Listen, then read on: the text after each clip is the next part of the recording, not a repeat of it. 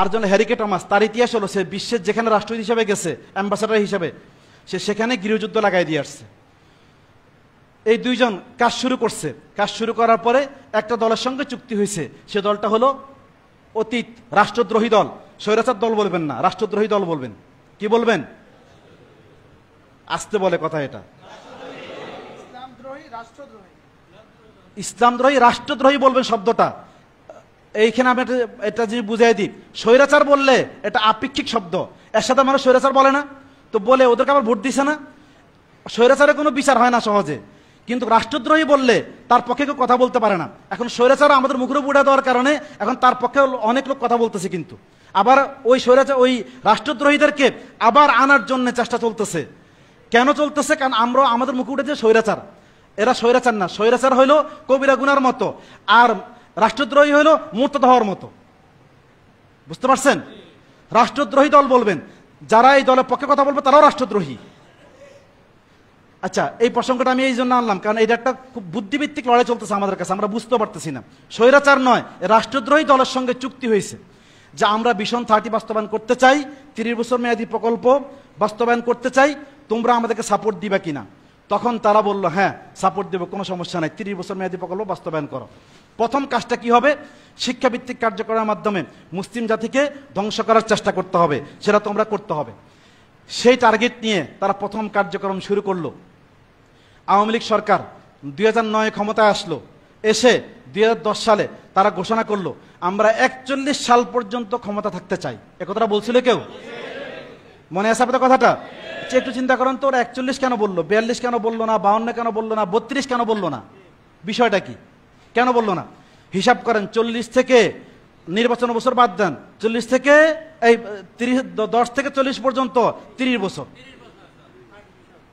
Vision 30 তারা ঘোষণা করছে, কিন্তু আপনারা বুঝতে পারেননি। তারা ঘোষণা করে ওই কার্যক্রম তারা বাস্তবায়ন করছে। 2010 সালে তারা প্রথম যে কাজটা করছে, এসে কারিকুলামে আঘাত করছে। প্রথম কাজ তাদের কারিকুলামে কি আঘাত করছে? একটা শিক্ষা কমিশন তৈরি করা হয়েছে। বাংলাদেশে মোট 10টা শিক্ষা কমিশন তৈরি করা হয়েছে। এই 10টা শিক্ষা কমিশনের একই সুপারিশ ছিল সবসময় যে ন্যাশনাল কারিকুলাম থেকে ধর্মীয় শিক্ষাকে বিলুপ্ত করে দেন, কমায় দেন, যেভাবে কমায় দেন। এটা স্বাধীনতার পর থেকে নিয়ে কুদরত খোদা শিক্ষা কমিশন থেকে নিয়ে বর্তমান শিক্ষা কমিশন পর্যন্ত প্রত্যেক শিক্ষা কমিশনে একই সুপারিশ। তো কবির চৌধুরীর যে শিক্ষা কমিশন তৈরি করা হয়েছে, এদের মাধ্যমে প্রথম এসে তারা যে কাজটা করছে, স্কুলে কোনো কারিকুলাম পরিবর্তন করার আগে স্কুলে একটা বই আছিল, যে বইয়ের নাম হলো ইসলাম শিক্ষা, ছিল না? বর্তমানে সে বইটার নামটা কি? ইসলাম ও নৈতিক শিক্ষা। ইসলাম ও নৈতিক শিক্ষা। বুঝেন ভিশন 30 বাস্তবায়ন কিভাবে হচ্ছে। তারা প্রথমে এসেই কোনো বইয়ের নাম পরিবর্তন করলো না, সমাজবিজ্ঞান নাম পরিবর্তন করলো না, ম্যাথের নাম পরিবর্তন করলো না, গ্রামের নাম পরিবর্তন করলো না, রাষ্ট্রবিজ্ঞান নাম পরিবর্তন করলো না। প্রথম পরিবর্তন করলো ইসলাম ও নৈতিক শিক্ষা। বিষয়টা কি? ওরা আমাদেরকে মেসেজ দিছে, আমরা বুঝি নেই। দেখেন, আমি যদি বলি মোবাইল ও বই, তাহলে কি বুঝায়? মোবাইল আলাদা বস্তু, বই আলাদা বস্তু, তাই না? বিষয়টা মোবাইল আলাদা বস্তু, বই আলাদা বস্তু। যেটা মোবাইল সেটা বই নয়, যেটা বই সেটা মোবাইল নয়। মাহাতুফ আলাই মোগায়ের হয়, যেটা বই সেটা মোবাইল নয়। অর্থাৎ মোবাইলের ভিতরে বই নাই, বইয়ের ভিতরে মোবাইল নাই। ইসলাম ও নৈতিক শিক্ষার অর্থ হলো যেখানে ইসলাম আছে সেখানে নৈতিকতা নাই, যেখানে নৈতিকতা আছে সেখানে ইসলাম নাই, বিপরীত জিনিস। তারা আমাদেরকে প্রথম মেসেজ দিল। নিশ্চিতভাবে আমি বলতে পারি, এই আজকে বলার আগ পর্যন্ত আপনাকে ওইটা চিন্তাও করেন, বুঝুন।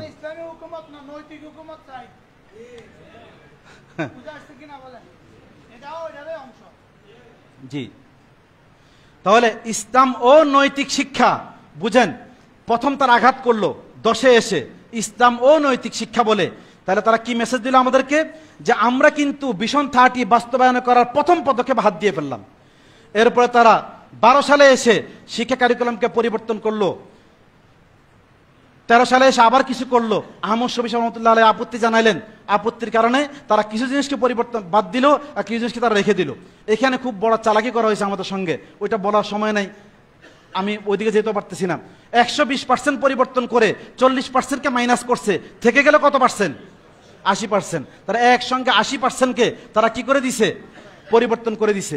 করে এই যে তারা কাজটা করছে, এটা রিপোর্ট জমা দেওয়ার জন্য জেনেভাতে গিয়ে আমাদের শিক্ষামন্ত্রী, তৎকালীন শিক্ষামন্ত্রী কে দীপুমণি, সে গিয়ে বলে আসছে যে আমরা আমাদের কারিকুলামকে ইনক্লুসিভ কারিকুলাম, ইনক্লুডিং কারিকুলাম, এবং আমরা আমাদের কারিকুলামকে সকলকে সমন্বিত করে কারিকুলাম তৈরি করতে সাকসেস হয়েছি।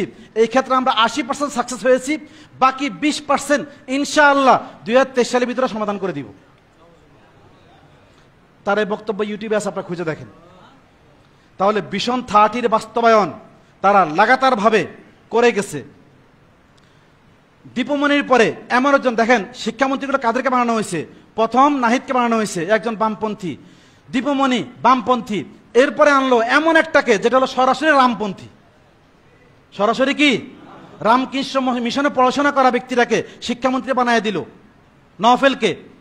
আর সে এসে কি করলো, পুরা কারিকুলামকে চেঞ্জ করে, আগে তো 70% করছিল, 80% করছিল, সে এসে 100% করে পুরা কারিকুলামকে নাস্তিকবাদী কারিকুলাম দিয়ে পরিপূর্ণ করে দিল।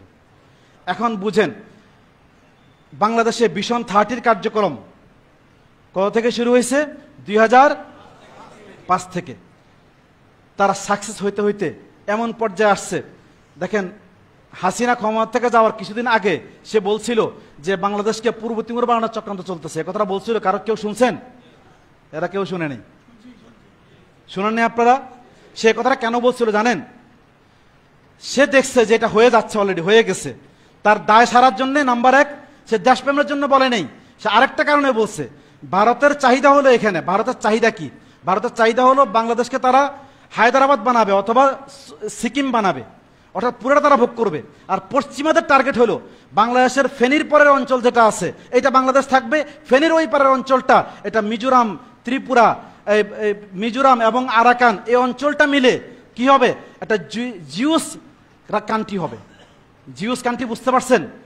জুডাইজম মানে ইহুদি এবং খ্রিস্টান দুইটা সমন্বয়ে একটা কান্ট্রি তৈরি হবে। আপনার বলেন এখানে ইহুদি কান্ট্রি কোত্থেকে আসবে? ওই ইতিহাসে গেলে আবার আমার লম্বা সময় চলে যেতে হবে যে ইহুদি রাষ্ট্র বানানোর জন্য কেন টার্গেট নেওয়া হয়েছে, এখানে কি জন্য এখানে কাজ করা হয়েছে। আমি সেই ইতিহাসে একটু পরে যাই।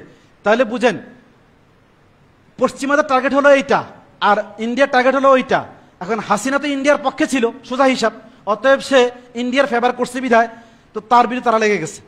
এখন বুঝেন এখানে যে কাজটা করা হয়েছে, হাসিনাও দেশপ্রেমিক ছিল না, সে ছিল রাষ্ট্রদ্রোহী একজন ব্যক্তি, যে এই রাষ্ট্রকে বিক্রি করে দিয়েছে অন্যের কাছে, এ রাষ্ট্র সকল কিছুকে শেষ করে দিয়েছে। এখন যারা আসছে তারা কি, এ ছিল ভারতের গোলাম আর এ হলো পশ্চিমাদের গোলাম। একজন গোলামি করে মুখ্যমন্ত্রী হতে চেয়েছে আর আরেকজন গোলামি করে জাতিসংঘের মহাসচিব হতে চাচ্ছে। যদি না বুঝেন ঘাট থাকবে মাথা থাকবে না, মাথার এখানে এটা পা থাকবে, পায়ের নিচে জমিন থাকবে না, বুঝতে হবে আমাদেরকে। তাহলে এই কৌশলে তারা যে কাজগুলো করতেছে টার্গেট নিয়ে, তারা এই যে কাজগুলো করে এগুলো কাদের মাধ্যমে করে, কাদেরকে নিয়ে করে বুঝেন।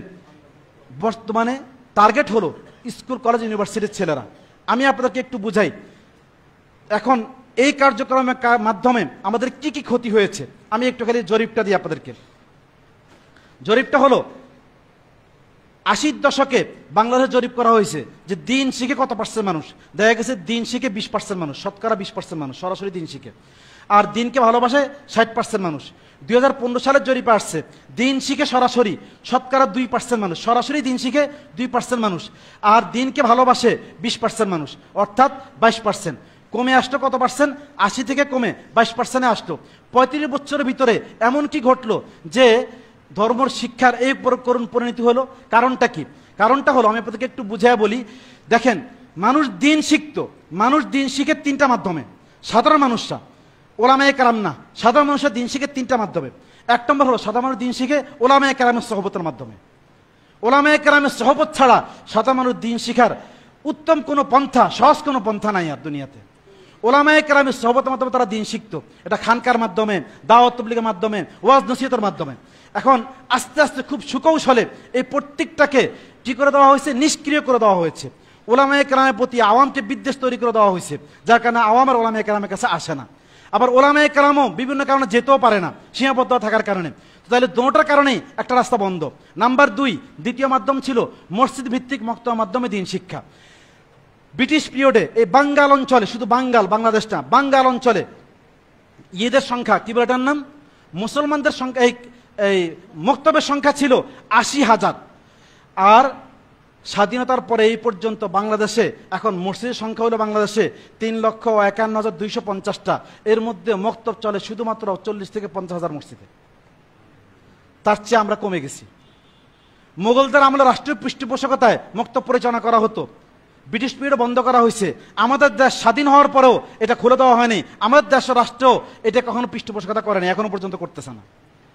তাহলে বুঝেন মক্তব শিক্ষা এটার মাধ্যমে বন্ধ হয়ে গেছে। আরেকটা কারণ আছে বন্ধ হওয়ার কারণটা কি? আমরা যারা মক্তব পরিচালনা করতাম, আমরা মক্তব পড়ানো বন্ধ করে দিছি। আমাদের কাছে এটা গুরুত্বহীন হয়ে গেছে। কেন গুরুত্বহীন হয়েছে? আমরা বলতেছি যে আমি তো মান্তিক পড়াইতে রাজি, আমি নাহমিল পড়াইতে রাজি, দুরুস বালাগা পড়াইতে রাজি, কিন্তু আমাকে কোরআন শরীফ দিলে আমি পড়াইতে রাজি না। যে খতিব সাহেবকে বলা আপনি কোরআন শরীফ পড়ান, উনি আপনি আমাকে অপমান করলেন, কি বলেন আমি কোরআন শরীফ পড়াবো? কোরআন শরীফ তো মুয়াজ্জিন সাহেব পড়াবে। ও ভাই, কোরআনকে এহানত অন্য কেউ করে না, কোরআনকে এহানত আমরা করি। কোরআনের নাম হাফেজা, কোরআনের নাম রাফেআ।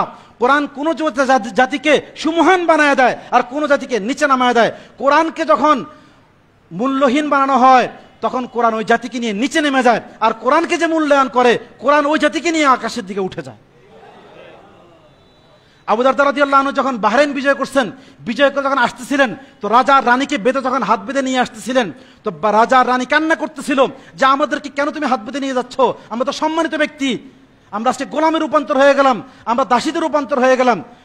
তোমরা তো চাষা ছিলা, তোমরা তো রাখাল ছিলা, তোমরা তো যাযাবর ছিলা। তো আবু দারদা বললেন, হ্যাঁ সত্য বলছো, তুমি সত্য বলছো, যাযাবর ছিলাম, রাখাল ছিলাম, চাষা ছিলাম, কিন্তু মুহাম্মদুর রাসূলুল্লাহ সাল্লাল্লাহু আলাইহি ওয়াসাল্লাম আমাদের মাঝে এসেছেন। তিনি এসে আমাদেরকে এমন কোরআন দিয়েছেন, কোরআনের সঙ্গে আমরা সম্পৃক্ত হওয়ার কারণে কোরআন আমাদেরকে সুমহান জাতিতে রূপান্তর করে দিয়েছে।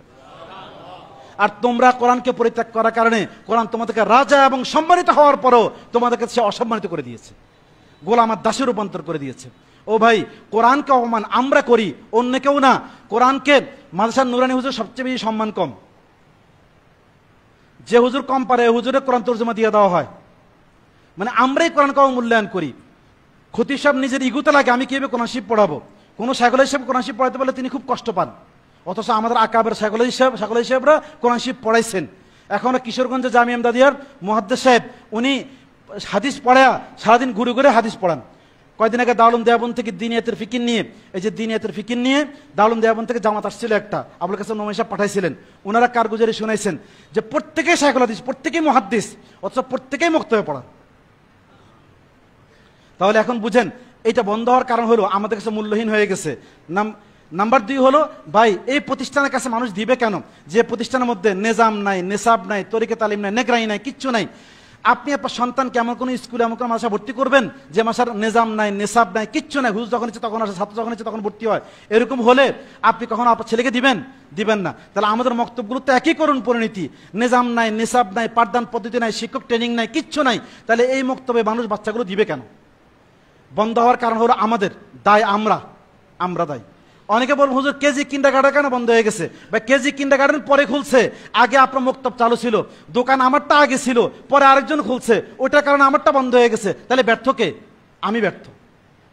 তাহলে বুঝতে হবে আমাদেরকে আমাদের কমজোরি কারণে এটা হচ্ছে। তাহলে বুঝেন নাম্বার 2 দ্বিতীয় মাধ্যম যেটা ছিল দিন শিখার, সেটা কি? মক্তব, এটাও বন্ধ হয়ে গেছে। নাম্বার 3 তৃতীয় মাধ্যম ছিল ন্যাশনাল কারিকুলামের মাধ্যমে মানুষ ধর্মীয় শিক্ষা শিখত। 70-এর দশক 80-এর দশকে এই পরিমাণ ধর্মীয় শিক্ষা দেওয়া হয়তো স্কুল কারিকুলামের মধ্যে, যেটার মাধ্যমে একজন মানুষ মুন্সিতে রূপান্তর হয়ে যেত। আমরা বগুড়া জামিল মাদ্রাসায় গেছি, এটা মোহতামিম সাহেব বলতেছিলেন যে আমি স্কুলে ক্লাস 5 পড়ে আসছি, আইসা আমি মাদ্রাসার মধ্যে মিজান জামাতে ভর্তি হয়ে গেছি। মানে এই পরিমাণ তাকে পড়ানো হয়েছে। তাহলে বুঝেন, তাহলে এই তৃতীয় মাধ্যম যেটা ন্যাশনাল কারিকুলাম থেকে ধর্মীয় শিক্ষা বন্ধ করে দেওয়া হয়েছে। এখন এই বন্ধ করে দেওয়ার কারণে সমাজের 35% মানুষ এই 35 বছরের ভিতরে 3টা মাধ্যমে যেহেতু মানুষ দিন পাচ্ছে না, সেই তো মানুষের কি হয়ে গেছে, আস্তে আস্তে মানুষ দিন থেকে বিমুখ হয়ে গেছে, দিন থেকে দূরে সরে গেছে। দূরে সরার কারণে এখন সমাজের মধ্যে এখন ধর্মের অবস্থা কি দাঁড়াইছে। এবার আপনি আমাদেরকে বলি, বর্তমানে বাংলাদেশে কোরআন পড়তে পারে 100 জন মানুষের মধ্যে মাত্র 15 জন মানুষ। কতজন মানুষ? 15 জন মানুষ। এই 15 জনের মধ্যে মাত্র 5% মানুষ কোরআনকে শুদ্ধ করে পড়তে পারে, আর 10% মানুষ অশুদ্ধ কোরআন শরীফ পড়ে। তার মানে বোঝা গেল মাত্র 5 জন, 100 জনের মধ্যে 5 জন কোরআন শরীফ পড়তে পারে। বাংলাদেশে 99% মানুষ কোরআন তর্জমা সম্পর্কে জানে না। বাংলাদেশে 99% মানুষ হাদিসের সঠিক অর্থ বা সঠিক জ্ঞান সম্পর্কে তাদের কোনো ধারণা নাই। বাংলাদেশে 80% মানুষের এই পরিমাণ এলেম নাই, যে পরিমাণ এলেম থাকলে তার ঈমানটা হেফাজত হবে, মানে ফরজাইন এলেমটুকু তার কাছে নাই। কত পার্সেন্ট? 80% মানুষ। বাংলাদেশে প্রতি 60 জন বাচ্চার মধ্যে, প্রতি 10 জন বাচ্চার মধ্যে 6 জন বাচ্চা কালিমা তৈয়বা জানে না, অর্থাৎ প্রতি 100 জন মানুষের মধ্যে 60 জন মানুষ কালিমা তৈয়বা জানে না, কালিমা তৈয়বা জানে না। কিছুদিন আগে সিলেট এক জায়গায় জরিপ করা হয়েছে, সেখানে দেখা গেছে উনি 400 ঘর জরিপ করছে, কোরআন শরীফ খুঁজছে, সেখানে মাত্র 40টা ঘরে কোরআন শরীফ পাওয়া গেছে। তাও এর মধ্যে পড়তে পারে না অধিকাংশই, বরকতের জন্য কিনছিল কেউ। এই হলো ধর্মীয় শিক্ষার অবস্থা। এখন এটার প্রতি অনীহা কি পরিমাণ। ব্রাক একটা জরিপ করছিল যে আপনি আপনার সন্তানকে ধর্মীয় শিক্ষা দিতে চান নাকি জেনারেল শিক্ষা দিতে চান। তখন এইটার মধ্যে তারা বলছে কি, 88% মানুষ বলছে আমি আমার সন্তানকে ধর্মীয় শিক্ষা দিতে চাই না। আচ্ছা, এরপরে আসেন ধর্মীয় শিক্ষাতে এই অবস্থা গেল। এবার আসেন ধর্মের কি অবস্থা বাংলাদেশে, ইসলাম ধর্মের কি অবস্থা। ধর্মের কি অবস্থা, ধর্মের কি অবস্থা। ধর্মের অবস্থা হলো বাংলাদেশে 1939 সালে এই বাঙ্গাল অঞ্চলে খ্রিস্টানদের সংখ্যা ছিল 50,000। 1991 সালে এই বাংলাদেশের মধ্যে খ্রিস্টানের সংখ্যা হলো কত? 50 লক্ষ। 1991 সালে ও 2001 সালে বাংলাদেশে খ্রিস্টানের সংখ্যা হলো 1 কোটি। 2024-এ বাংলাদেশে খ্রিস্টানের সংখ্যা 2 কোটি প্লাস। এবং গত 10 বছরের ভিতরে বাংলাদেশে গির্জার সংখ্যা বাড়ছে 8% গুণ, 8% হারে। শুধু পার্বত্য অঞ্চলে গত 10 বছরে 200টা গির্জা হয়েছে,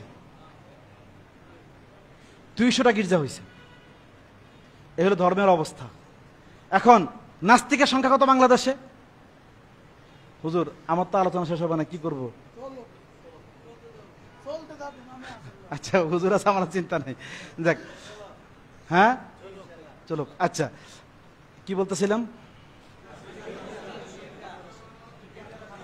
হ্যাঁ, বাংলাদেশের নাস্তিকের সংখ্যা কত? আমরা যে মুসলমান বলে খুব চিৎকার করতেছি, বাংলাদেশে লক্ষ লক্ষ মুসলমান, কোটি কোটি মুসলমান। আসেন আমি আপনাকে জরিপটা দিয়ে আপনাদের বুঝে আসবে। বাংলাদেশে নাস্তিকের সংখ্যা হলো, সরকারি হিসাবে দেখানো হয় 1%, কিন্তু সে জরিপটি সত্য নয়। কেন সত্য নয়? আদমশুমারিতে একটা জরিপ আছে, সেখানের মধ্যে আসে রিলিজন কি, জিজ্ঞাসা করা রিলিজন কি। তো রিলিজনের মধ্যে মানে ধর্ম কি, তো এখানে কেউ উত্তর দিছে আমি কোনো ধর্ম বিশ্বাস করি না, কেউ উত্তর দিছে যে মানবতাই আমার ধর্ম, মানবতাই আমার ধর্ম। আবার কেউ উত্তর দিছে আমি সংশয়বাদী, ধর্ম আছে কি নাই এই বিষয় নিয়ে আমার কোনো মাথা ব্যথা নাই। তো তিনটা মিলে হয় 15%, 5% 15% হয়। তাহলে এরা এই তিনটার অর্থই হলো তারা নাস্তিক, একজনও মুসলমান না। তাহলে এই নাস্তিকের সংখ্যা বাংলাদেশে বর্তমানে 15%। যদি আপনি 92% মুসলমান ধরেন আপনাদেরকে, তাহলে 15% মাইনাস করেন, তাহলে হয়ে গেল কত পার্সেন্ট? 77%। কত পার্সেন্ট? বাংলাদেশে মুসলমানের সংখ্যা বাড়লো না কমলো? কেন কমলো? কমার কারণটা কি? অথচ বাংলাদেশে যদি আমরা 18 কোটি মানুষ ধরি, ওদেরকে যদি আমরা এই কি বলে এর নাম 2 কোটি 3 কোটি ধরি, তো আমাদের প্রতি 7 জনের ভাগে একজন করে হিন্দু বৌদ্ধ খ্রিস্টান পড়ে। আমরা 7 জন মিলে মেহনত করলে একজন হিন্দু বৌদ্ধ মুসলমান হতে বাধ্য ছিল। কিন্তু দুর্ভাগ্যের বিষয় হলো আমরা যেহেতু সেটা নিয়ে ফিকির করি নাই, সেহেতু এখন আমাদের মূল পুঁজি নিয়ে টান দিয়ে শুরু হয়ে গেছে, তারা নাস্তিক বানায় দিচ্ছে, 15% নাস্তিক। আচ্ছা, এটা ধর্মের অবস্থা। এবার আসেন ধর্ম শিক্ষা না থাকার কারণে এবং ধর্মের এই অবস্থা হওয়ার কারণে নৈতিক অবক্ষয় কোথায় গিয়ে দাঁড়াইছে। বাংলাদেশে প্রতি 30 সেকেন্ডে একটা করে অবৈধ গর্ভপাত হচ্ছে, যার 35% হলো প্রেমজনিত কারণে।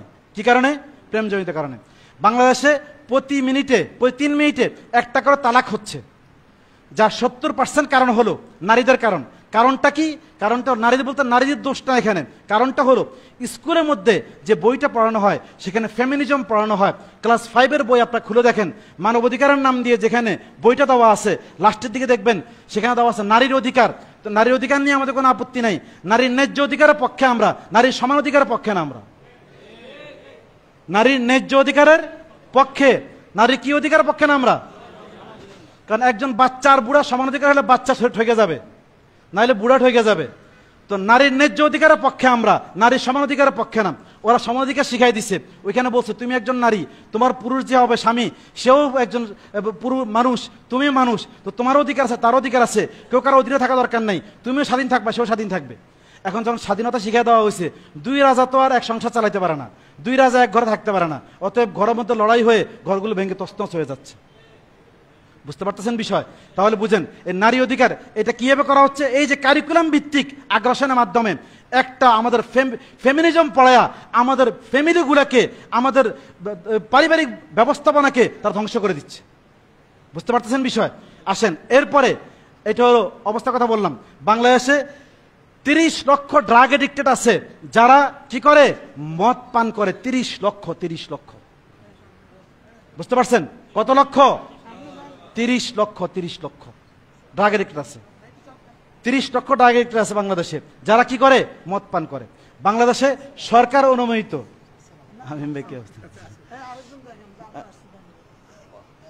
কেমন আছেন? সব বড় বড় মানুষগুলো চলে আসছে। বাংলাদেশে 30 লক্ষ ড্রাগ এডিক্টেড আছে যারা কি করে, মদ পান করে। আজীব বিষয়, এই বাংলাদেশ মুসলিম দেশ তাই না, সরকার রেজিস্টার্ড কৃত বাংলাদেশে এই মুহূর্তে 1 লক্ষ পতিতা আছে যারা দৈনিক এমন জমিনে জিনা করে, 3 লক্ষ বার জিনা করে, যে জমিনে আজান হয়, আল্লাহু আকবার বলা হয়, ক্বাল আল্লাহ ক্বাল রাসূল পড়া হয়, বাচ্চারা কোরআন শরীফ পড়ে, আর ওলামায়ে কেরাম চোখের পানি ফেলে, এরকম জমিনে দৈনিক 3 লক্ষ বার সরকার অনুমোদিত জিনা হয় বাংলাদেশে। 3 লক্ষ বার জিনা হয়। এটা আমি সরকারি হিসাবে বললাম, বেসরকারি হিসাবে কত কোটি হয় সেটা আমি জানি না, আল্লাহ ভালো জানে। নৈতিক অবক্ষয় কোথায় গিয়ে দাঁড়াইছে? একটা সংস্থা জরিপ করছে, বাংলাদেশের 9-10 পড়া অবস্থায় 20% ছেলে মেয়ে তারা তাদের সতীত্ব হারায় ফেলে। সতীত্ব হারায় ফেলে। ও ভাই, যে মেয়েটা 9-10 পড়া অবস্থা সতীত্ব হারায় ফেলছে, এই মেয়েটা যখন অন্য কারোর সঙ্গে বিবাহ হবে, যে ছেলেটা 9-10 পড়া অবস্থা সতীত্ব হারায় ফেলছে, এই অসৎ চরিত্রবান পিতার মাতার ঘর থেকে কোনদিন সৎ চরিত্রবান জাতি আর মানুষ সন্তান জন্ম হওয়া কোনোদিন সম্ভব নয়। ওরা আমাদেরকে শেষ করে দিচ্ছে, শেষ করে দিচ্ছে। আমরা বুঝতেও পারতেছি না কি হচ্ছে আমাদের উপরে, কি চলতেছে। সমাজটা গুণদর্শ নয়, গুণদর্শ বললে ভুল হবে, সমাজের স্ট্রাকচারটা ভেঙে গেছে, ভিতরে কিচ্ছু নাই, খোকলা। আমাদেরকে বুঝতে হবে এই বাংলাদেশে এই সরকার আসার পরে সরকারি হিসাবে 1 লক্ষ সমকামী আছে সরকার রেজিস্টার্ডকৃত, যাদেরকে 64 জেলার 40 জেলায় অফিস খুলে দেওয়া হয়েছে। ওদের প্রমোটারদেরকে সরকারি প্রজ্ঞাপনের মাধ্যমে 1500 টাকা করে ভাতা দেওয়া হচ্ছে। এই প্রজ্ঞাপন আমার কাছে আছে, দেখতে চাইলে আমি দেখাই দিব। প্রজ্ঞাপন আমার কাছে আছে, এই সরকার করছে। বুঝতে পারছেন বিষয়? বুঝতে পারিনি আমি আপনাদেরকে। এই হলো ধর্মীয় শিক্ষা না থাকার ফল কি দাঁড়াচ্ছে, একটু আল্লাহর কাছে চিন্তা করি, কোথায় গিয়ে দাঁড়াচ্ছি আমরা। এরকম মুসলমান দিয়ে আমার কি কাজ হবে? যে মুসলমান আল্লাহকে ভয় করে না, যে মুসলমান কালিমা জানে না, যে মুসলমানের মূল ধর্মীয় গ্রন্থ কোরআন সম্পর্কে 99% মানুষ জানে না, যে মুসলমান কোরআন শরীফ পড়তে পারে না, এই মুসলমান দিয়ে আমার কিছু হবে না। যেমন হবে না কোথায়? ওই যে 99% মুসলমান আছে কোথায়? তাজিকিস্তানে, আবু হানিফার দেশ, আল্লামা রুমির দেশ, আল্লামা ইকবালের দেশ। সেখানে ঈদ পালন করা নিষেধ, দাড়ি রাখা নিষেধ, একটা মাদ্রাসা করা আছে, 20 জন ছাত্র ভর্তি করা যাবে না, হিজাব পরা নিষেধ, হিজাব পরা নিষেধ। ইমাম বুখারীর দেশ উজবেকিস্তান, যদি আওয়ামকে দিন না দেওয়া হয় কি পরিণতি আমাদের জন্য অপেক্ষা করতে সেটা একটু বুঝেন। 96% মুসলমানের দেশ, 96% মুসলমান উজবেকিস্তান। ইমাম বুখারী রহমতুল্লাহ আলাইহি যে মাদ্রাসায় পড়ছেন, পড়াইছেন, 10,000 ছাত্র যে মাদ্রাসায় একসময় পড়তো, আজকে সেই মাদ্রাসার মধ্যে সেহানের ভিতরে, সেখানে এরিয়ার ভিতরে নতুন যেটা করছে সেটা নয়, পুরানো যেটা তিনি পড়াইছেন, ওইটার মধ্যে বিকেল 4টা থেকে রাত 2টা পর্যন্ত নর্তকীরা নাচে আর শরাবের আড্ডাখানা চলে। আল্লামা জামি রহমতুল্লাহ আলাইহি যে মাদ্রাসায় পড়ছেন, পড়াইছেন, 900 কামরা জামিয়ে তেলায়া লেখা আছে। আপনি এক কামরা দিয়ে ঢুকবেন, আরেক মাথা দিয়ে বের হবেন, প্রত্যেক কামরার সামনে একটা করে হাদিস লেখা আছে, ফাকিহুন ওয়াহিদুন আসাদ্দু আলা শাইতান মিন আলফি আবিদিন, প্রথম হাদিস। আর সর্বশেষ হাদিস, খায়রুকুম মান তাআল্লামাল কোরআন ওয়া আল্লামা। 900 কামরা, যে মাদ্রাসায় 30,000 মানুষ একসময় পড়তে পারতো, আজকে সেই জামিয়ে তেলায়াতে বিকেল 4টা থেকে রাত 2টা পর্যন্ত নর্তকীরা নাচে আর সেখানে ডিস্কো ডান্স চলে। আল্লামা জামির মাদ্রাসা, ফকিহ আবুল্লাহ সামারকান্দির মাদ্রাসা এটা।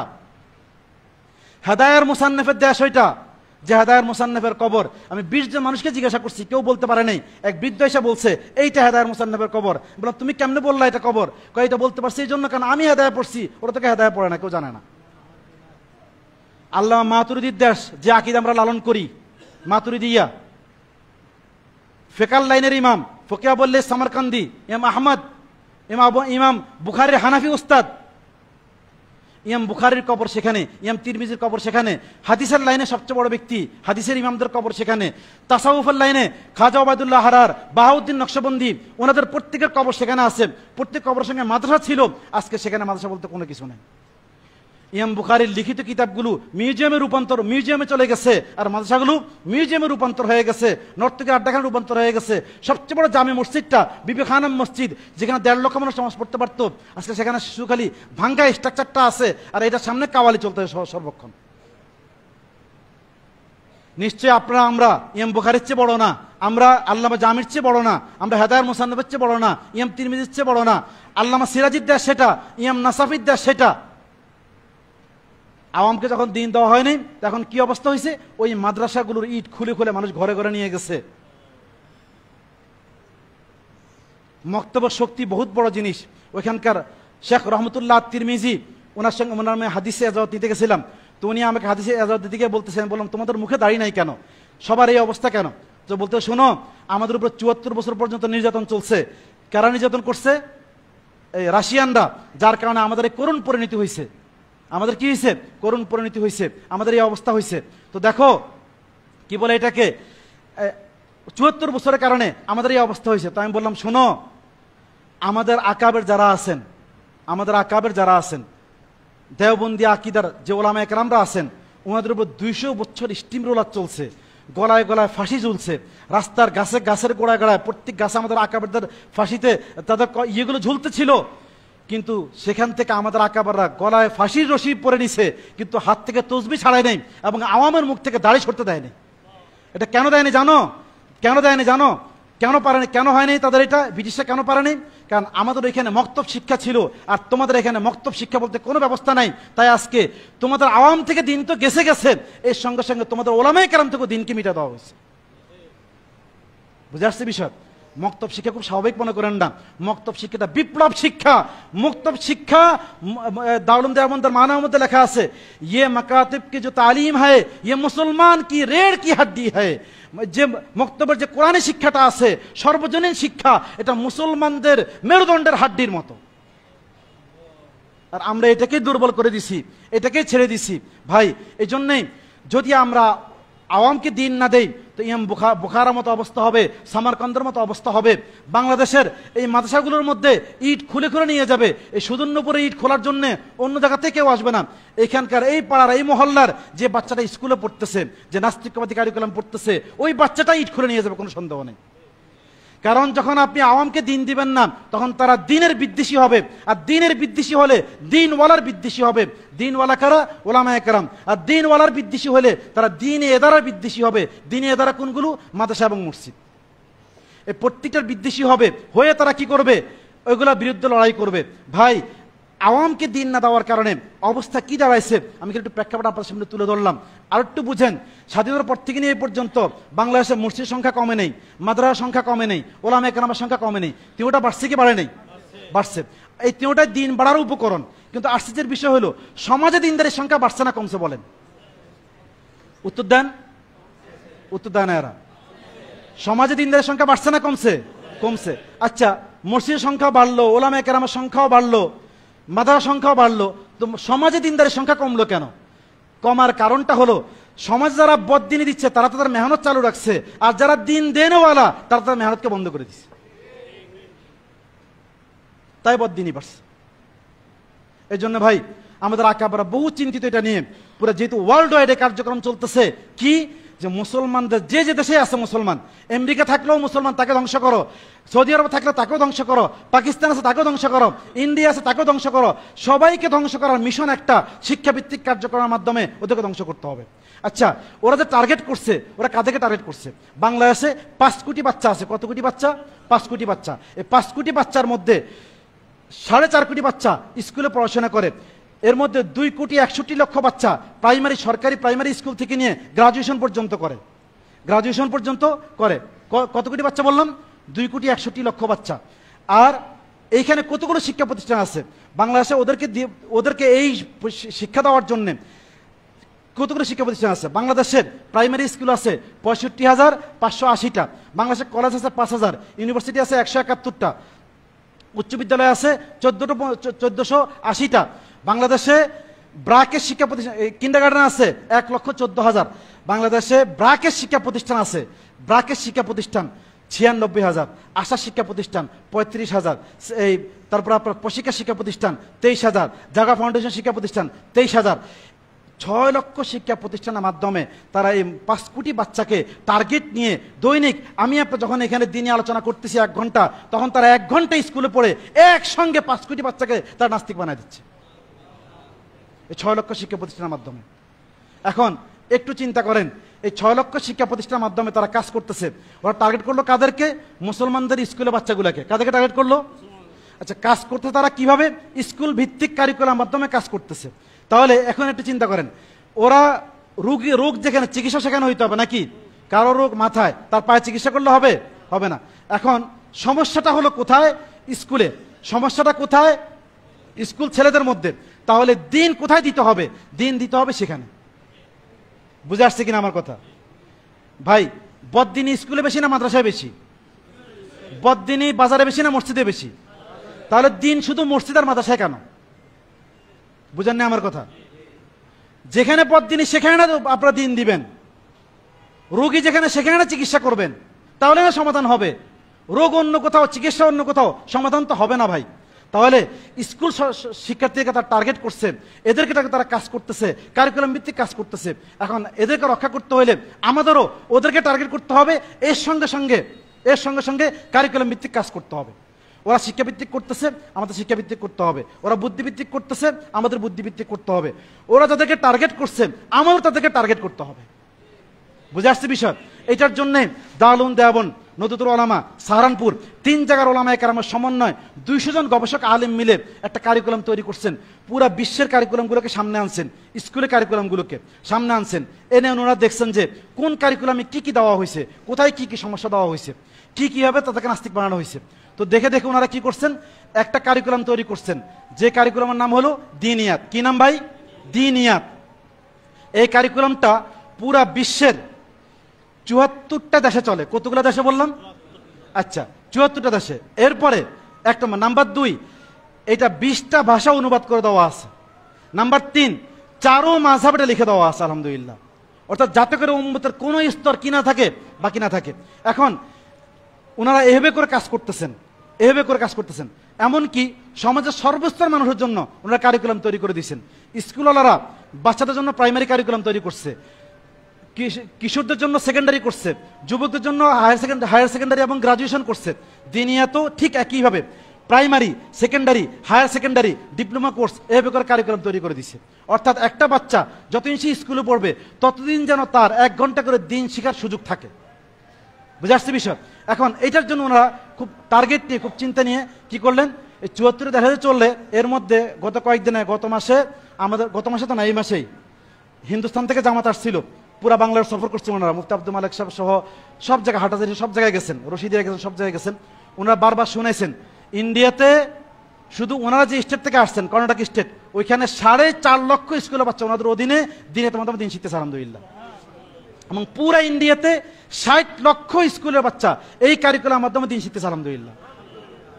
এবং আমি 2015 দেখে আসছি পাকিস্তানে, সেখানে 15 লক্ষ বাচ্চা দিনে তোমাদের দিন শিখতেছে, 10 লক্ষ বাচ্চা। শ্রীলঙ্কা 8 লক্ষ বাচ্চা। আমেরিকাতে, ব্রাজিল, চিলি, পেরুগুয়ে, পানামা, বিশ্বে কত দেশের নাম বলবো আপনাদেরকে? আল্লাহ আমাকে 75 দেশ, 74 দেশ সফর করাইছে, 5 মহাদেশ সফর করছে। আমি এগুলো বলার সময় নেই আপনাদের কাছে। স্পেনে কাগজে শুনলে আপনাদের চোখে পানি চলে আসবে। হায় রে, মুসলমানদের অবস্থা কি দাঁড়াইছে এখন। মুসলমানরা একটা আরবি শব্দকে খুঁজে, তারা একটা আরবি শব্দ, যে কোথাও একটা আরবি শব্দ দেখি কিনা। আমি দেখছি স্পেনে এক জায়গাতে একজন থেকে কি বলেন নাম, শপে গেছে, ওইখানে একটা শ্যাম্পু কিনতে, শ্যাম্পু। তো শ্যাম্পু কেনার সময় শ্যাম্পুর গায়ে আরবি শব্দ লেখা আছে। তো ওই লোকটা, সে মূলত লেবানিজ, তার পূর্বপুরুষরা লেবানন থেকে হিজরত করে চলে আসছে, সে ওইটাকে দেখে চুমা দিচ্ছে, এইভাবে করতেছে, বৃদ্ধ মানুষ। জিজ্ঞেস করলাম কেন এটা করতেছে, তুমি কে? তো সে আমার ভাষা বুঝতেছে না, কারণ সে ইংলিশ পারে না। তো আমি আরবি বলতে, সে আরবিও বুঝে না। তো তারে আমি একজনকে দিয়ে জিজ্ঞেস করলাম যে সেটা কেন চুমা দিচ্ছে, তারা জিজ্ঞেস করো। সে বলতেছে যে তার পূর্বপুরুষদের এইটা ভাষা ছিল, সে এটাকে সে মনে রাখছে। হায় হায় হায় হায় মুসলমান। সাহাবিদের সন্তানরা, ব্রাজিলে গেলে দেখবেন সাহাবিদের সন্তানরা ইমান হারা হয়ে গেছে বহুত আগে, সাহাবায়ে কেরামের সন্তান। ও ভাই, আওয়ামকে দিন না দিলে কোনো উপায় নাই, কোনো উপায় নাই। নিজে দিনের উপর টিকে থাকতে পারবেন না। আপনার ব্যক্তিগত জীবনে দিন বাধা আসবে, সামাজিক জীবনে দিন বাধা আসবে, রাষ্ট্রীয় জীবনে দিন বাধা আসবে, প্রত্যেক জীবনে আপনার দিন বাধা আসবে, দিন মানতে পারবেন না। এটার জন্য এই দিনিয়াতের কারিকুলাম, দিনিয়াতের কারিকুলাম মাধ্যমে ওনারা একটা কারিকুলাম তৈরি করছেন, এটার নাম হলো দিনিয়াত। স্কুলের বাচ্চারা 1 ঘন্টা করে মাত্র কতক্ষণ পড়বে? 1 ঘন্টা। এখন ওনারা কারিকুলামটা তৈরি করতে গিয়ে এমন কৌশলে কারিকুলামটা তৈরি করছে, মাথা রাখতে হবে। ওনারা 4টা পলিসি অ্যাপ্লাই করে কারিকুলাম তৈরি করছিল। কারা? যে স্কুলে যে নাস্তিকবাদ দেওয়া হচ্ছে সেখানে 4টা পলিসি অ্যাপ্লাই করা হয়েছে। এখন আমরাও যদি এটা মোকাবেলা করতে হয়, আমাদেরও 4টা পলিসি অ্যাপ্লাই করে কারিকুলাম তৈরি করতে হবে। একটা মাত্র পলিসি ছিল, ওরা কারিকুলাম তৈরি করার ক্ষেত্রে পুরো ওয়ার্ল্ডকে টার্গেট নিয়ে কারিকুলাম তৈরি করছে, পুরো ওয়ার্ল্ডকে টার্গেট করে। নাম্বার 2, ওরা কারিকুলাম তৈরি করার ক্ষেত্রে গবেষক টিম দিয়ে কারিকুলাম তৈরি করছে, নাম্বার 2। নাম্বার 3, ওরা কারিকুলাম তৈরি করার ক্ষেত্রে সকল মানুষের জন্য, শতভাগ মানুষের জন্য কারিকুলাম তৈরি করছে। নাম্বার 4, ওরা পুরো ওয়ার্ল্ডে একটাই থট রাখছে, একটাই মেথড রাখছে। এখন যদি আমরাই কারিকুলাম তৈরি করতে হয়, তাহলে আমাদেরও একই রকম থট নিয়ে কাজ করতে হবে, নাহলে 30 বছরের যুবকের সামনে 3 মাসের বাচ্চা দাঁড়া করে যেরকম টিকবে না, ওরকম ভাবে স্কুলে যে নাস্তিকবাদ পড়ানো হচ্ছে, অঙ্কের মাধ্যমে নাস্তিকবাদ পড়ানো হয়, গণিতের মাধ্যমে নাস্তিকবাদ পড়ানো হয়, গ্রামের মাধ্যমে নাস্তিকবাদ পড়ানো হয়, তারপরে আপনার সমাজ বিজ্ঞানের মধ্যে নাস্তিকবাদ পড়ানো হয়, এমন কোনো চ্যাপ্টার নাই, এমন কোনো সাবজেক্ট নাই যেটা মধ্যে নাস্তিকবাদ শিক্ষা দেওয়া হচ্ছে না। তো ওই বাচ্চা যখন আপনার কাছে 1 ঘন্টা মুক্তবে আসবে, আপনি তারা আমপারা কায়দা পড়ায়া তাকে সেখান থেকে রক্ষা করবেন, এটা কোনোদিন সম্ভব নয়। আমরা ভুলটা এখানে করি, মনে করি কি মুক্ত তো আমি চালাইতে আসি, এটুকু হইলেই তো হইলো না। ওইটার মোকাবেলা, ক্যান্সারের মোকাবেলা যেরকম প্যারাসিটামল দিয়ে হয় না, অনুভব নাস্তিকবাদের মোকাবেলা শুধু কোরআন শিব দিয়ে হয় না কোনোদিন। ক্যান্সারের মোকাবেলা ক্যান্সারের ওষুধ লাগে, আপনার এখানে ক্যান্সার ওষুধ দিতে হবে। এর জন্য দিনিয়াত ওনারা 200 জন গবেষক আলেম মিলে, বড় বড় চিন্তক ওলামায়ে কেরাম, ওনারা একটা কারিকুলাম তৈরি করছেন যে একটা বাচ্চা স্কুল থেকে 1 ঘন্টার জন্য আসবে, সে 5 ঘন্টায় যা পড়ে তার ভিতরে জীবাণু ঢুকবে, ওইটা যেন কি হয়ে যায়, বের হয়ে যায় তার ভিতর থেকে মাত্র 1 ঘন্টার মাধ্যমে। অর্থাৎ 5 ঘন্টার জীবাণু 1 ঘন্টার ভ্যাকসিনে যেন কি হয়ে যায়, মুক্ত হয়ে যায়। তাই ওনারা কি করলেন, এটার মধ্যে দেখেন প্রথম দিছে কোরআন, এরপরে হাদিস, এরপর আকায়েদ মাসাইল, এরপর ইসলামী শিষ্টাচার, এরপর আরবি ভাষা, মোট 5টা বিষয়। এইটার অধীনে 13টা বিষয় দিচ্ছেন। কোরআনকে 2টা ভাগে ভাগ করছে। আমি একটু খেলে আপনাদেরকে বুঝাই যে বুদ্ধিভিত্তিক কাজ কাকে বলে, বুদ্ধিভিত্তিক কিভাবে করতে হয়। কি বলে এটাকে, কোরআনকে 2টা ভাগে ভাগ করা হয়েছে। পুরা নাজারায় কোরআন যদি কোনো বাচ্চা মাত্র 600 ঘন্টা পড়ে, কত ঘন্টা বললাম আমি, 2 বছর বলি নেই, দুনিয়াতে সকল ব্যবসা এখন বর্তমানে চলে hour basis, minute basis, second basis. Mobile আর আপনাদের কাছে সেকেন্ড হিসাব করে টাকা নেয়, তাই না? তো আপনারা উম্মতকে দিন দিতে হলে সেকেন্ড হিসাব করতে হবে, মিনিট হিসাব করতে হবে, ঘন্টা হিসাব করতে হবে। তো এখানে আপনি কত ঘন্টা দিবেন, যদি আপনি 600 ঘন্টা দেন, 600 ঘন্টা আপনি দিন পাবেন। কত বছর সেটা আমি বলিনি আপনাদেরকে। 600 ঘন্টা, 600 ঘন্টা দিলে এই বাচ্চারা পুরো নাজারা কোরআন সহি হয়ে যাবে, এবং এর সঙ্গে সঙ্গে তার 25টা সূরা মুখস্থ হয়ে যাবে মাত্র 600 ঘন্টা। 1 নম্বর কোরআন দিয়ে। হাদিস, হাদিসের মধ্যে 2টা ভাগে ভাগ করা, দোয়া ও সুন্নাত, হিফজে হাদিস। দোয়া ও সুন্নাত, হিফজে হাদিস। আচ্ছা এখানে একটু বুঝেন, দোয়া ও সুন্নাত হিফজে হাদিসের মধ্যে আপনারা বলুন যে দোয়া ও সুন্নাত ভাগ করে দেওয়া আছে, এটা দেখতে খুব সহজ মনে হচ্ছে, দোয়া ও সুন্নাত তো সহজ জিনিস না। এটা কেন দেওয়া হয়েছে আপনাদেরকে আমি বুঝাই। স্কুলে একটা বই আছে, যে বইয়ের নাম হলো জীবন ও জীবিকা। নাম শুনছেন? বই আছে স্কুলে? হুজুর সবাই কাহিল হয়ে গেছে, কাহিল হয়ে গেছেন? আচ্ছা আল্লাহ, হুজুর আজকে গেট লাগাই নিয়ে মাফ করে দিয়েছে আপনাদেরকে, হুজুর গেট লাগাই দিব কইছে। আচ্ছা মাশাল্লাহ, হুজুরের মুহিব্বিনরাও মাশাল্লাহ বড় হিম্মত আল্লাহ, হুজুর মুজাহিদ আল্লাহ বানাইছে। আচ্ছা কি বলে এটাকে, জীবন ও জীবিকা। ওইখানে একটা বই আছে, এই জীবন ও জীবিকার মধ্যে একটা বাচ্চাকে শিক্ষা দেওয়া হয়েছে, তার সকালে ঘুম থেকে উঠা থেকে নিয়ে আবার ঘুমানো পর্যন্ত 24 ঘন্টার জীবনটা কেমন হবে। যেমন তাকে দেওয়া হয়েছে, সে সকালে ঘুম থেকে উঠবে, উঠে সে প্রথমে কুলি করবে, ব্রাশ করবে, এরপর সে কি করবে, টমিকে খাবার দিবে। কাকে? বুঝে না আমার কথা, কাকে খাবার দিবে? টমিটাকে, কুত্তা, কুত্তা। আচ্ছা এরপরে সে কি করবে, এরপরে সে টমিকে খাবার দিয়ে এরপর সে কি করবে, স্বর চর্চা করবে। স্বর চর্চা বুঝতে পারছেন? স্বর চর্চা মানে বুঝছেন? কোরআন তেলাওয়াত কি,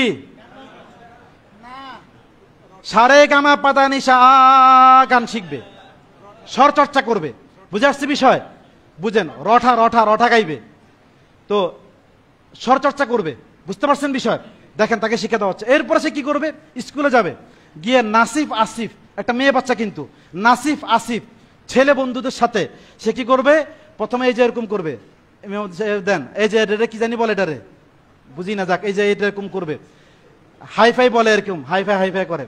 এরপরে কি করবে? হাক করবে, হাক। বুঝতে পারছেন হাক মানে? বুঝছেন? মোয়ানা করবে, মোয়ানাকা। একটা মেয়ে বাচ্চাকে শিখে দেওয়া হচ্ছে একটা পুরুষের সঙ্গে সিনা মিলানো যায়। তাহলে এই মেয়েকে আপনি 1000 বছর পর্দার ওয়াজ করলে কি লাভ হবে? সে তো কারিকুলামগত ভাবে নাস্তিক হচ্ছে। আর যে ব্যক্তি কারিকুলামগত ভাবে নাস্তিক হয় তাকে আরেকটা কারিকুলাম ছাড়া পরিবর্তন করা যায় না, মাথা রাখতে হবে এটা। যে ব্যক্তি না জেনে গুনাহ করে তাকে ওয়াজের মাধ্যমে, খানকার মাধ্যমে, দাওয়াত তাবলীগের মাধ্যমে পরিবর্তন করা সম্ভব। যে ব্যক্তি পড়ে শুনে নাস্তিক হবে তাকে আরেকটা পড়াশোনা ছাড়া পরিবর্তন করা যাবে না। যে একাডেমিকেরই নাস্তিক হবে তাকে একাডেমিকেরই আবার আস্তিক বানাইতে হবে, এর বিকল্প কোনো পন্থা নেই। তাকে ওয়াজ দিয়ে পরিবর্তন করা কঠিন, হইতেও পারে, হবে না, বিষয়টা এরকম না। তাহলে আমাদের বুঝতে হবে। তাহলে বুঝতেন কি যে এখানে এইটা দিয়ে কি বোঝানো হয়েছে? এরপর দেখেন এই বাচ্চারা আবার সে কোথায় যাবে? ওই যে বাসায়, সারাদিনে এখানে স্কুলে তো আড্ডা মারলো, এরপরে সে বাসায় যাবে। বাসায় গিয়ে নাটিকা দেখবে, নাটিকা, নাটিকা দেখে এরপরে ঘুমাইতে যাবে। আজীব বিষয়টা চিন্তা করে দেখেন, আপনার চিন্তা করার নেই। যেহেতু আমি ক্লাস করা সাইকোলজির ক্লাস, সেহেতু সাইকোলজি নিয়ে বলছি আপনাদেরকে। মানুষ ঘুমানোর আগে অবচেতন মনটা ওপেন হয়ে যায়, আর অবচেতন মনে কোনো জিনিস যখন ঢুকে যায় ওটা অভ্যাসে রূপান্তর হয়ে যায়। যেমন আমাদের চোখের পাতা অবচেতন মনে পড়তেছে, এটা অভ্যাস হয়ে গেছে, আমি চাইলেও ঠেকা রাখতে পারবো না। হাত নড়ানো অভ্যাস হয়ে গেছে, চাইলেও পরিবর্তন করতে পারবো না। অনুরূপ মানুষ অবচেতন মন যখন ঘুমাইতে যায় তখন তাদের এই ঘুমের সময় ওদের কি করা হয়? অবচেতন মনটা খুলে যায়। খাবারের সময় অবচেতন মনটা খুলে যায়। ঠিক তারা টার্গেট করে করে বলছে ভাত খাই গীত গাই, ঘুম পাড়ানির গীত, আবার ঘুম পাড়ানির ভাত খাই গীত গায়। মানে বুঝতে পারছেন? মা যখন ভাত খাবে, বাচ্চাকে ভাত খাওয়াবে, তখন গান গাবে।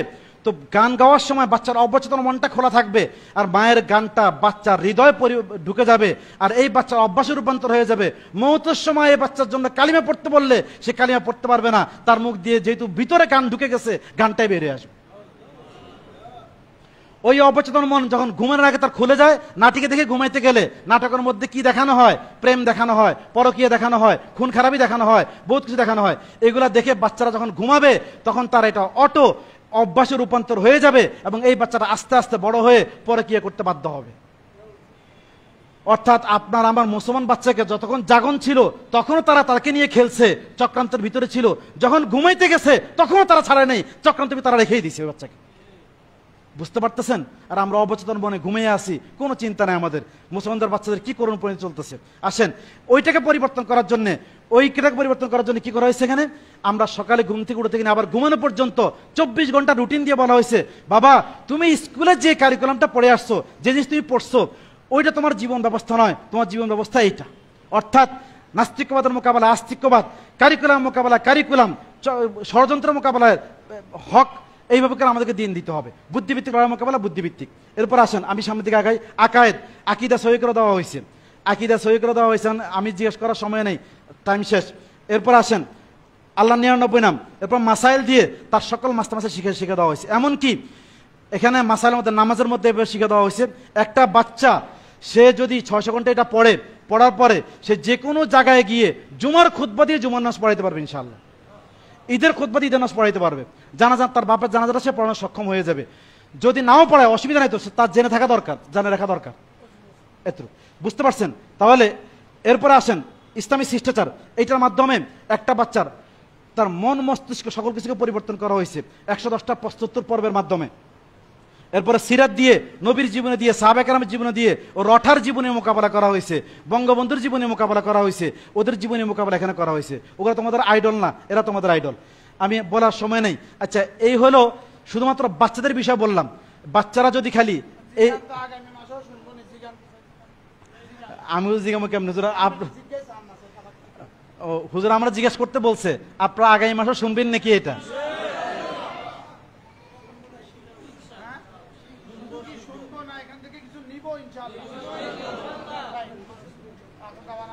জি, আমাদের নামাজ সময় হয়ে গেছে। আমি খালি একটু আমাদের শেষ করে দিচ্ছি। এটা হলো বাচ্চাদের কারিকুলাম এবার দেওয়া আছে, এরপরে মক্তবের কারিকুলাম আছে আলাদা, এরপরে বয়স্কদের কারিকুলাম আছে আলাদা। এই যেটা বয়স্কদের কারিকুলাম এগুলো সব 1 ঘন্টা। যদি কারো কাছে 1 ঘন্টা না থাকে, সে 15 মিনিটের কারিকুলাম আছে, 5 মিনিটের কারিকুলাম আছে, সিরাত আছে, 1 ঘন্টা করে পড়ে সে দিন শিখতে পারবে।